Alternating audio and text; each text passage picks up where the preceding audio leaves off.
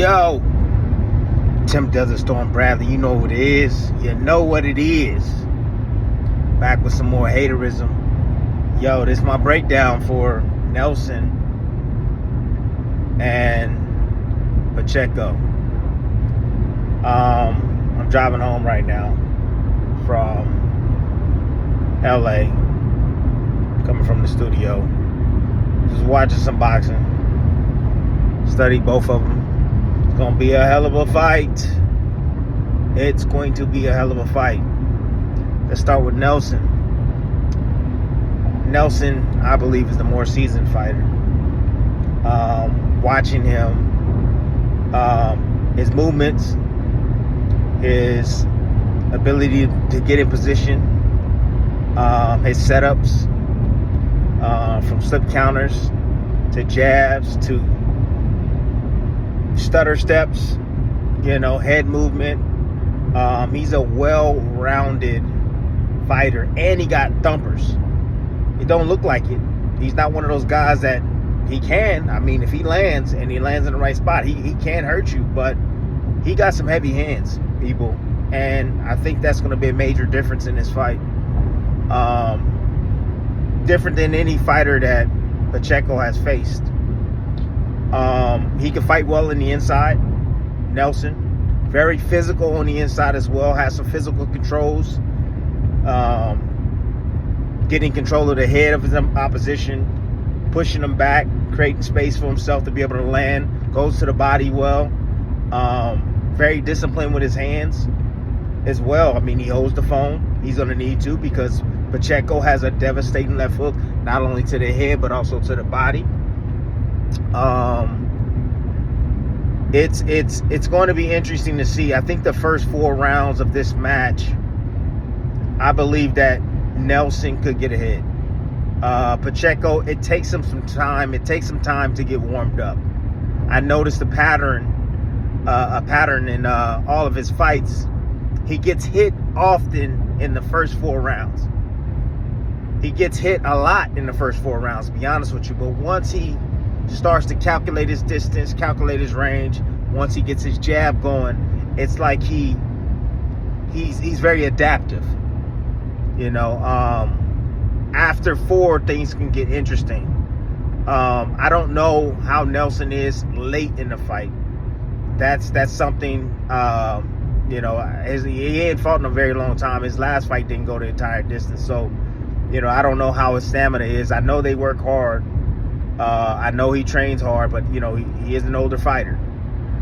But if his stamina is up to par, because I'm telling you right now, Pacheco, he starts to turn it up second half.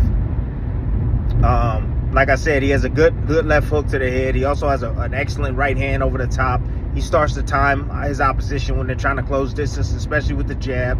He'll disengage, and then, he'll wait for the jab to come, and he'll see it. He knows, he expects the jab to come, and he'll sneak right over the top with the right hand. He's brilliant at that.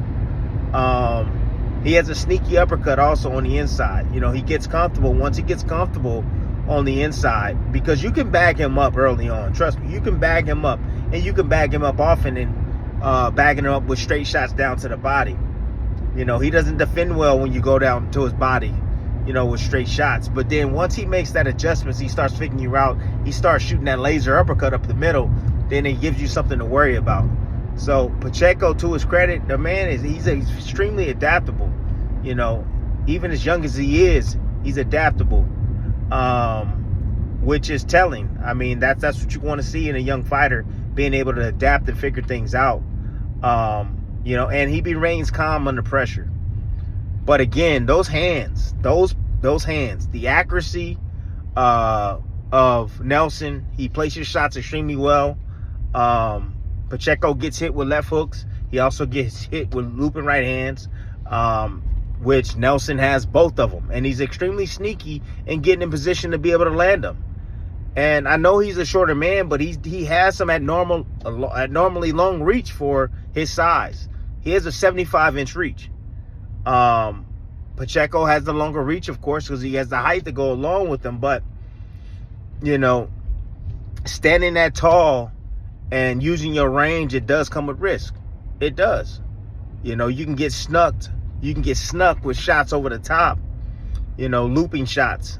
You can get caught standing straight, pulling straight back, because taller fighters are accustomed to fighting shorter guys, and they know they don't have that long reach. So when they throw hooks, they eventually, it's a natural instinct to just pull straight back. Pacheco, he does that. Pacheco also moves out in straight lines. He doesn't always angle himself out. And when he does angle himself out, when he shoots his jab and he crosses his feet to exit, that's the perfect time for Nelson to cut him off. And I know how extensive the B&B boxing gym is, man. The three-headed monster. I know how extensive they are with film study. I know they see some of the same things that I see. Being in the gym with Crawford, I think Nelson has been able to gain experience from Crawford. Helpful experience for moments like this. I don't think this moment is going to be too big for him. I think it's perfect for him right now. This is an opportunity for Nelson to showcase, you know, why many guys didn't want to face him. This could be a sleeper, man. This could be a sleeper type of fight for many fans. You know, I see the odds, and look, man, if I was a betting man, I'll put a little bit of change on Nelson. You know, I think he may surprise a lot of people in this matchup. But this is a hell of a matchup, man. This is going to be, I think, early on the tell of two fights. I think Nelson comes out quick. I think he gets ahead on the scorecards.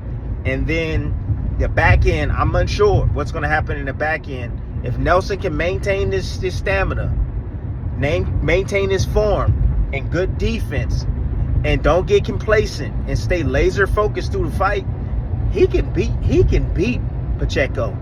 He definitely can. But if Pacheco starts to gain confidence and he starts placing shots downstairs, he starts ripping up with uppercuts, and he gets his jab going, he's going to make it tough for Nelson. So my pick is, I'm going to go with Nelson. It has nothing to do with him being black. It has nothing to do with none of that shit. It has everything to do with what I've been seeing on film. I think he is going to be a sleeper in this fight. And I hope that Pacheco and his team did not take this man lightly and just see, that he's older. You know, this could be a fuck up or a mess up from the matchmakers. This is a dangerous fight for Pacheco, but it's a good fight, and we want to see how well he does against a fighter of this caliber. But man, hey, tell me what you think in the comment section. Am I tripping? But look, I'm going with Nelson for the upset. I think he can pull it off. Peace.